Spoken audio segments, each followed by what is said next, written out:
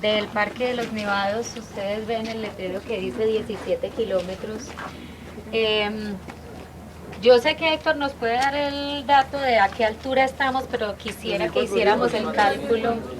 ¿Cuánto? 3.400. 3.400. Maravilloso.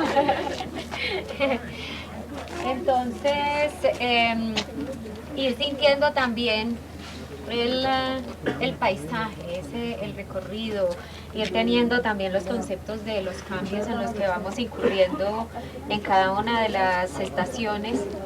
Y aquí, sobre todo, pues va a ser muy impactante los procesos de diferenciación de la vegetación que tenemos, ¿no? O sea, el clima, además de ser ese referente inmediato que tenemos, que lo sentimos, que nos hace generar también unas reacciones de buscar abrigo, de buscar calor, de buscar las bebidas calientes, empezar a mirar también lo que nos rodea. Normalmente esto debería estar cubierto de bosques, esto debería tener una cobertura, está dentro de esa respuesta a la naturaleza. Recuerdan la sesión, la salida anterior, que la profesora Deliana nos llamaba la atención sobre lo que deberíamos observar en términos de qué es, cómo se ve, cómo debería ser, y entonces en estas montañas uno debería esperar, y ustedes ven todavía se ven algunos reductos de bosque. Sin embargo, no vamos a encontrar, si tenemos una cobertura boscosa, no vamos a encontrar árboles tan altos como los que encontramos más abajo. Eso hace parte también de la dinámica ecosistémica. Pero estamos justo por debajo de la línea de páramo, y en la línea de páramos ya empezamos a encontrar, y van a ver también, una vegetación completamente distinta. Los colores de los verdes, de las flores, los tamaños, esos son características muy interesantes. Y en la medida en que íbamos ascendiendo, ustedes iban viendo también un aprovechamiento productivo de esas laderas que si estuvieran de acuerdo en los usos que se vienen haciendo de estos espacios, pues deberían ser cultivo de papa. Eso aparentemente pues uno lo ve y parece ser o cultivo de papa o por lo menos de algunas legumbres que son propias de las zonas altas. Estamos entonces igualmente en área de influencia de lo que es el parque de protección, del área de protección del Parque de los Nevados.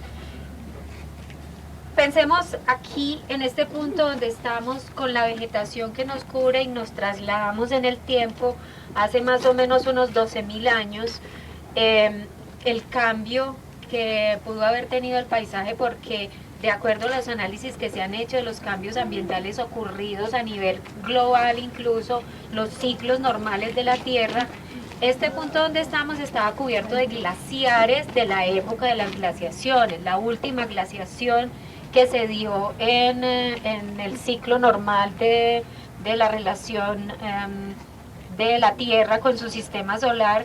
Entonces este punto estaría hace 12.000 años cubierto de glaciares, y eso implica también todo un movimiento de las coberturas vegetales y seguramente pues de todos los organismos vivos asociados a ellos. Es una época en que entonces vamos a encontrar una actividad volcánica importante, y entonces esto nos va a dar algunos de los referentes de esos flujos que veníamos viendo en las subidas, tanto de la zona donde se encuentra Pereira y toda la zona entre Pereira y Armenia, lo que hablábamos más temprano del abanico Pereira-Armenia, y las formaciones de las cuencas por las cuales venimos ascendiendo, que ustedes también notaron lo que es el tamaño de las rocas, las intervenciones de ingeniería que han tenido que hacer y todas las implicaciones que tiene el análisis de este punto acá. Entonces estamos constantemente viendo esa relación de este entorno con unas condiciones geológicas particulares y la gente, el ser humano, interviniendo en muchas de estas plataformas geofísicas. Entonces, por eso queremos destacar mucho esta importancia de mirar integradamente estas condiciones. Entonces, por esta misma carretera se cruza al otro lado de la cordillera y hay municipios. Entonces, son municipios que tienen un difícil acceso. Normalmente uno no va a decir, ay, vámonos a pasear a Santa Isabel, que es al otro lado del Nevado. No son municipios que tengan realmente pues como un atractivo particular para la gente. No es como ir a Honda, que la gente dice, ay, vámonos a Honda, nos vamos para La Dorada a pescar, y hay como una actividad cultural. Este paseo de ir por este sector a los municipios que quedan al otro lado, hacia el Tolima, implicaría una disposición distinta, casi que un interés de conocer escenarios casi que exóticos que aprovecharon estos espacios y en un tipo pues de colonización humana muy importante, de llegar hasta estas zonas. Por este lado también hay una gran actividad productiva, hay ganadería, la unidad de parques está tratando pues como de dialogar y concertar con estos usos que, como decíamos más temprano, pues son inadecuados para estas zonas que deberían ser de protección, pero también el tema, y ustedes pues tenganlo presente cuando traten política de parques en Colombia, las dinámicas que ha tenido. Cuando eran parques sin gente y ahora también hay un proceso de concertación de parques con la gente. Y este es un parque pues que tiene estas características. Yo entonces le voy a dejar la palabra a Héctor, que aquí hay una gran cantidad de información que él nos puede compartir para que entonces aprovechemos este escenario.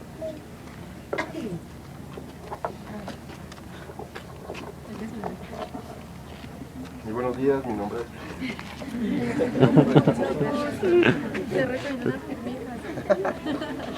¿Cómo es que lo diremos? No, voy a empezar por... Qué bonita. Voy a empezar por hacerles una pregunta. ¿Por qué aquí hay actividad volcánica, es decir, en la cordillera central, y no en la oriental, ni tampoco en la occidental? Quien quiera responder ahorita lo hace, y si no, lo vamos pensando. Piensen en el modelo geológico, pues, hemos conversado algunas cosas. Y porque hay actividad volcánica en la cordillera central, más o menos hasta esta altura, es la zona más norte de actividad volcánica, hacia el sur sigue hacia Ecuador y tal, y no más hacia el norte. Eso es bueno que lo pensemos. Segundo es que yo creo que en el futuro no se va a llamar Parque de los Nevados, no va a haber nevados. Pero sí el Parque de los Volcanes, van a seguir existiendo y por mucho tiempo con la actividad volcánica. ¿Y a qué refiere usted con los raspados, hombre? Porque pues van a quedar las piedras raspadas. Se ha caído muchas veces. Bajó en bicicleta con Michael, que era por... Estos paisajes que tenemos aquí, como decía la profesora Marta, muy asociados entonces con la actividad volcánica y glaciárica. O sea, estamos hablando de desde hace 13.000 años, más o menos, entre 13.000 y 10.000 años para acá, venimos en un proceso de calentamiento, en un proceso de glaciación, desde el punto de vista geológico natural, que obviamente ahora acelerado seguramente por la altura asociado con lo que se denomina el cambio climático, asociado con el efecto invernadero. Entonces tal vez se está acelerando esto del retroceso glacial, pero también tenemos unos nevados a una altura que es muy crítica y bueno, nos vamos a perder unos 30 o 40 años. En todo caso, este paisaje está dominado por eso. ¿Y qué componen esos paisajes desde el punto de vista geológico? Lo que producen los volcanes. ¿Qué producen los volcanes? Roca. ¿Qué expulsan los volcanes más bien? Magma. ¿Cómo? Piroclásticos. Bueno, entonces tenemos lavas, muchas lavas, pues, muchas zonas escarpadas que vimos en el recorrido obedecen a paquetes de lavas ya muy consolidadas que generan esos escarpes pues muy fuertes, o a depósitos piroclásticos muy consolidados. Y entonces los materiales piroclásticos que vemos, mientras más nos retiramos, pues son más finos, excepto porque encontramos en zonas muy alejadas depósitos de flujos piroclásticos. Y hay una gran abundancia y de material más grueso más cerca a los volcanes, obviamente, ¿cierto? Entonces, desde los centros eruptivos, más lavas, más piroclastos, más alejados de los centros eruptivos, menos piroclastos, y entonces nos quedan esos suelos, digamos, del material más fino que son las cenizas volcánicas. Asociado con eso, entonces también el tema de las amenazas y los riesgos. Nosotros vinimos a través del río Chinchiná.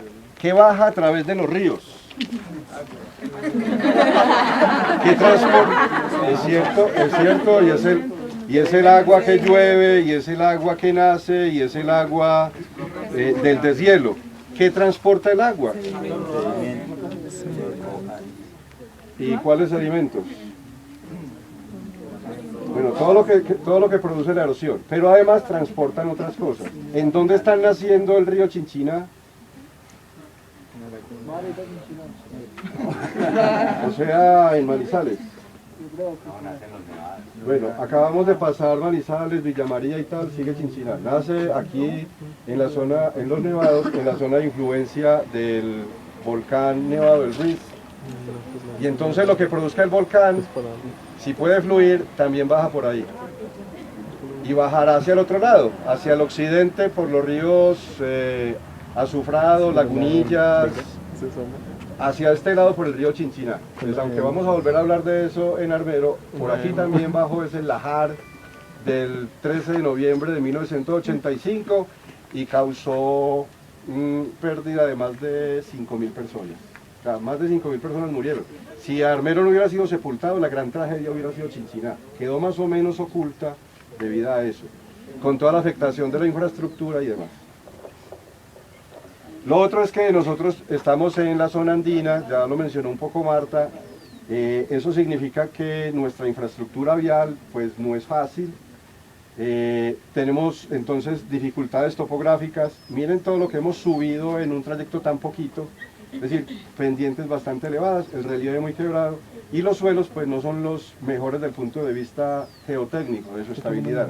Cualquier corte que se le haga pues va a desestabilizar la ladera. Esta carretera históricamente lo ha sido, por eso es tan problemática, en cada lluviecita hay muchos deslizamientos. Ya empezó. Si quieren agregar, si quieren preguntas. Sí. Bueno, yo quería contarles un poquito, llamarles la atención sobre el reconocimiento de los procesos de ocupación del territorio que han notado en el cambio que ha habido. ¿Cómo es la ocupación? Entonces ahí, recuerde que estamos paisajeando, ¿cierto? Y paisajear es poner los sentidos al servicio del paisaje, de la percepción, ¿sí? La percepción se hace a través de los sentidos. El cuerpo en este momento es el instrumento que ustedes tienen para investigar el paisaje. Entonces, los olores, el clima, todo eso se va percibiendo, ¿cierto? Con los sentidos. Y uno puede identificar problemas ambientales, si huele maluco la quebrada, que hay una curtiembre, ¿cierto? Entonces ahí hay un sentido puesto al servicio del paisaje.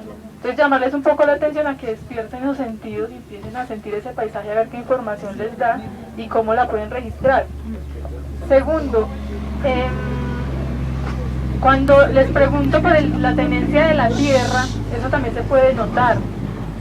Y se nota a partir de los linderos, empiezan a identificar los linderos, las distancias entre las casas. Miren aquí el sentido del espacio, como nos cambió. Antes era un paisaje denso, un paisaje lleno de árboles, de sistemas productivos, un paisaje con casas más cerquita de nosotras, ¿cierto? Entonces aquí tenemos una sensación de vacío, si lo vemos desde el punto de vista del urbanismo, ¿sí? La distancia entre los hogares nos va diciendo una dinámica también social, cómo serán las dinámicas de relaciones humanas acá, si alguien se enferma, ¿cierto? O para pedirle la panela prestada al vecino. Entonces las relaciones de solidaridad se modifican dependiendo de cómo está estructurada la tenencia de la tierra, ¿sí? Y vamos les pido que observen un poco si han cambiado las formas de los hogares y la estructura del uso de la vivienda. porque eso va a ser muy importante y es uno de los cambios más interesantes en términos sociales que vamos a ver, porque vamos a ver la casa Paramuna y la casa Paramuna es absolutamente distinta a la casa nuestra. ¿Por qué? En la casa Paramuna la importancia fundamental de la casa es la cocina, porque es donde está el calor, ¿cierto? Entonces la cocina es la sala también, ¿cierto? Es el punto de reunión familiar, ¿sí? Entonces vamos a ver qué materiales se usan, cómo los usan, cómo construyen la vivienda, cómo se emplaza en medio de estas condiciones geológicas, ¿cierto? Y topográficas. Y el asunto de los cultivos, miren si están tecnificados, ¿cierto? Si van en forma dependiente y revisen el asunto de la subutilización o la sobreutilización del suelo, porque eso también nos está hablando de una democracia, por así decirlo, en la tenencia de la tierra, ¿cierto? Y en el uso y en la transformación del paisaje, ¿sí?